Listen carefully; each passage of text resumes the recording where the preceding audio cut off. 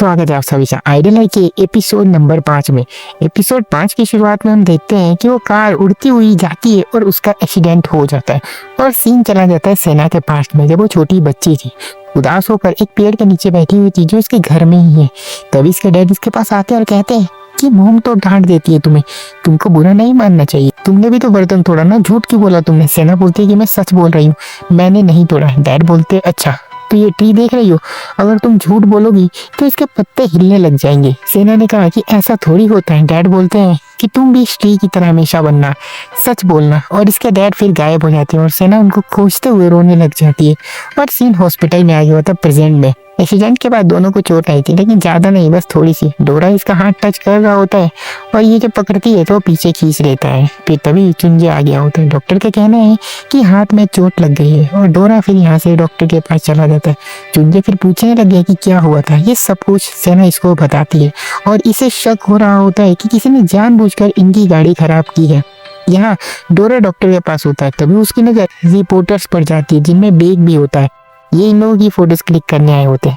ये जाकर जल्दी सेना को बताता है और ये लोग हॉस्पिटल के पीछे से चोरी छुपे टैक्सी लेकर यहाँ से भाग जाते हैं और रिपोर्टर्स इनका मुंह देखते रह जाते हैं। यह अभियोंग अपने सीनियर्स के साथ होता है। आज इसको डांट पड़ रही होती है कि तुम हाइजू को केस में क्यों ला रहे हो, तुम्हें पता है ना कि वो किसकी बेटी है, क्रिमिनल को पकड़ो जा कर, ये फालतू का मत करो। अभियोंग बोलता है कि क्रिमिनल मिल गया, बस मुझे प्रूफ चाहिए जिसको मैं खोज रहा हूँ। सीनियर कहते हैं कि अगर तुम कर सकते हो तो करो वरना इस केस को साफ छोड़ दो। अभियोंग को गुस्सा आ गया होता है और फिर एक पास्ट का सीन याद करता है जहाँ से हम देखते हैं कि अभियोंग सेना को स्कूल से जाते हुए देख रहा था और सेना ने इससे कहा था कि मैं जानती हूँ कि तुम बड़े होकर प्रोसिक्यूटर बनना चाहते हो, मैं तो चाहती हूँ कि तुम बन जाओ और फिर मैं तुमको मिलूंगी।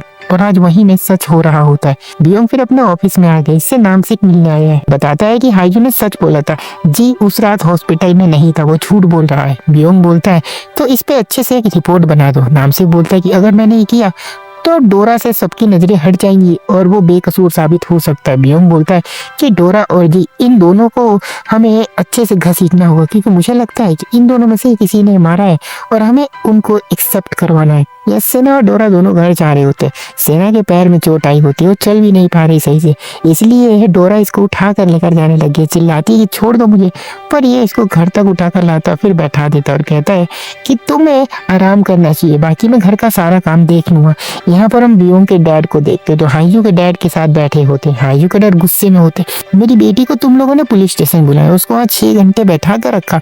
बियोंग के डैड माफी मांगने लगे, कहते कि मुझे नहीं पता था कि वो आपकी बेटी है और प्लीज मुझे माफ कर दीजिए, मेरा बेटा तो पागल है, वो नया नया है, उसको कुछ भी नहीं पता।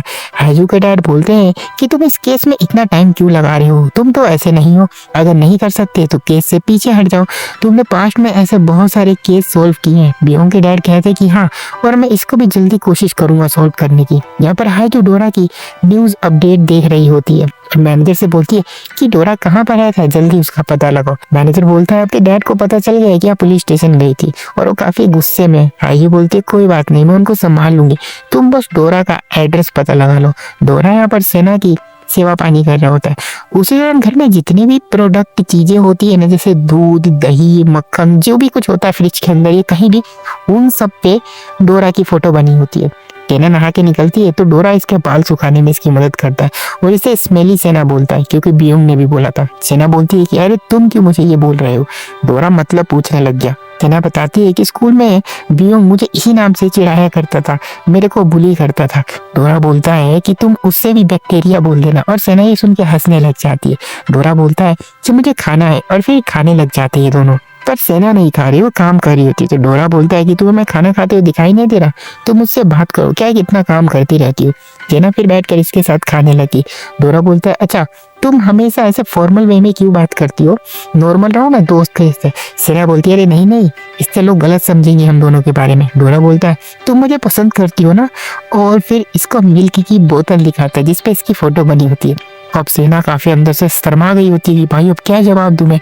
बेचारी डोरा जान गया होता है कि ये मेरी फैन गर्ल है, पर कुछ बोलता नहीं क्योंकि जानता है कि शर्मा जाएगी, इसलिए कहता है अरे ये सब प्रोडक्ट तो बहुत पॉपुलर है ना इसलिए तुमने खरीदा होगा, जरूरी थोड़ी है कि तुम मेरी फैन हो। सेना कहते हैं हाँ हाँ बिल्कुल सही बोला तुमने, सही बोला।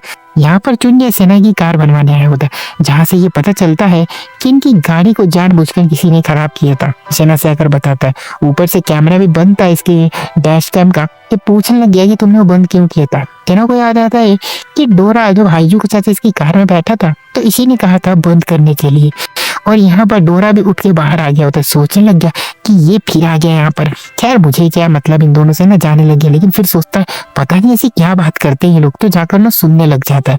चुंजे बोल रहा होता है कि डोरा ने ही गाड़ी खराब की थी, वो की लेकर नीचे पहले आ गया था ना, वो किलर है जेल जाने वाला, इसलिए उसने सोचा वो खुदकुशी कर लेता हूँ, है ना।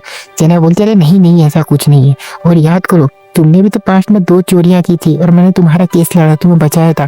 तुमने कहा था कि अब नहीं करोगे, लेकिन फिर से 3rd टाइम भी मैंने तुम्हारा केस लिया था। तुम मुझसे बोल रहे थे कि मैं चोर नहीं हूँ। वैसे मुझे भी डोरा पर पूरा भरोसा है कि वो किलर नहीं है, और ये सब डोरा भी सुन रहा होता है। दूसरी तरफ पुलिस स्टेशन में जी से पूछताछ की जा रही होती है कि भाई कहाँ थे तुम उस रात। ये बोलता हॉस्पिटल में था मैं, पर सीसीटीवी में साफ दिख रहा होता है कि हॉस्पिटल से भाग रहा है रात को। पर जी बोल रहा होता है कि डोरा ने मारा है, मैंने कुछ नहीं किया, मुझ पर ब्लेम मत डालो। बियोंग कहता है कि प्रूफ नहीं है हमारे पास कुछ भी। जी बोलता मेरे पास बहुत बड़ा प्रूफ है जिससे डोरा क्रिमिनल साबित हो सकता है।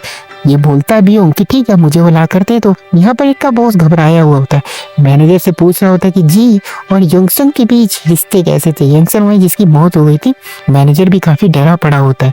दूसरी तरफ सेना की पट्टियां हटा दी गई होती है और फिर से ऑफिस जा रही होती है। डोरा भागी भागी आता है, कहता है मैं भी चलूंगा। सेना कहती है अरे नहीं नहीं तुम नहीं जाओगे। चुंजे बोलता है अरे आने दो इसको भी, देखने तो कितनी बड़ी मुसीबत खड़ी की है इसने। इधर पुलिस स्टेशन में वही शुरू वाली दोनों स्टोकर को पकड़ लिया गया होता है। इन्होंने ही सेना की कार खराब की थी। तभी से ना डोरा आगे होते, लड़कियां बोलती हैं कि ओ कितना प्यारा है हमारा डोरा, तुम्हें ऐसे ओपन में बाहर नहीं घूमना चाहिए, तुम बहुत अच्छे हो और प्रीसियस हो, चलो चलो रूम में जाओ। और सेना को कोसने लग गई, गंदी गंदी गालियां दे रही होती कि तेरी वजह से ये बाहर घूमता है।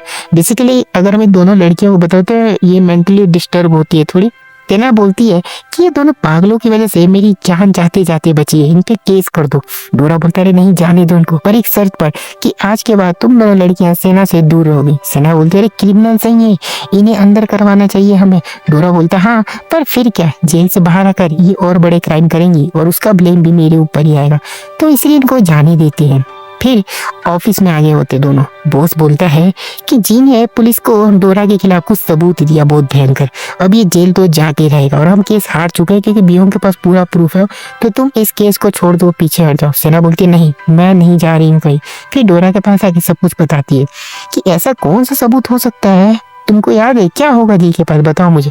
डोरा कहता है कि मुझे नहीं पता, क्या मैं जी से जाकर पूछ लूं सीधा। सेना बोलती है कि नहीं नहीं, अगर हम उनसे मिलते हैं तो पुलिस को लगेगा कि हम उस पर दबाव बनाकर उसके गवाह को चेंज कर रहे हैं, तो उसके फ्रेंड से मिलते हैं। और फिर ये लोग योंगबिन से मिलने जाते हैं। जी के साथ हर टाइम यही तो रहता है हमारा 4th मेंबर।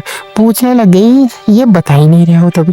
डोरा बोलता अच्छा तुम अच्छे से जानते हो कि जी उस रात हॉस्पिटल में नहीं था, फिर भी तुमने मेरे सामने बोला था उस दिन की वो हॉस्पिटल में था, क्यों बोला तुमने ऐसा, तुम्हें सच सच बताना होगा। फिर ये बताता है योंगबिन तो घायल था ही क्योंकि जी और डोरा की लड़ाई हो गई थी, गिर गया था, तुम्हें याद होगा एपिसोड 1 में, तो हॉस्पिटल में एडमिट था। उसी के साथ जी भी एडमिट था क्योंकि उसको भी चोट आई थी हल्की फुल्की।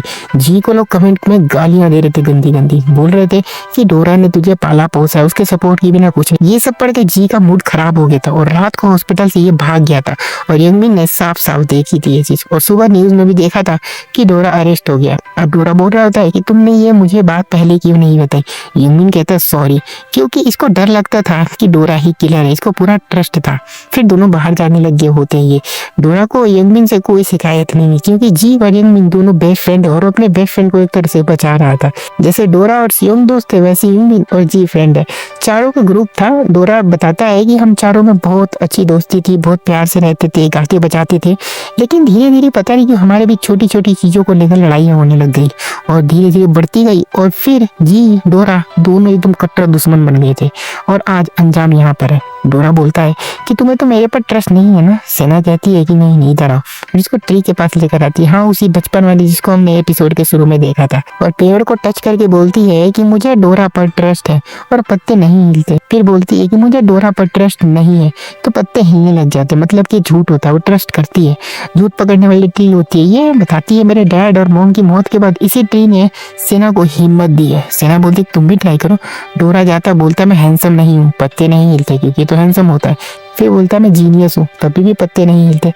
फिर बोलता है कि मैं किलर नहीं हूँ, फिर भी पत्ते नहीं हिलते, मतलब ये सच है, ये किलर नहीं है। इसके बाद सेना को और भरोसा हो गया होता है डोरा के ऊपर। इतने में हाइजू आ गई होती है, क्योंकि एड्रेस निकलवा लिया होता है उसने अपने मैनेजर से बोल के, और इनको साथ में देख के शौक हो गई और सेना को उल्टा सीधा बोलने लग गई होती है कि तुम लॉयर होकर अपने क्लाइंट को घर पे रखती हो, कैसी गंदी हो तुम, ये वो।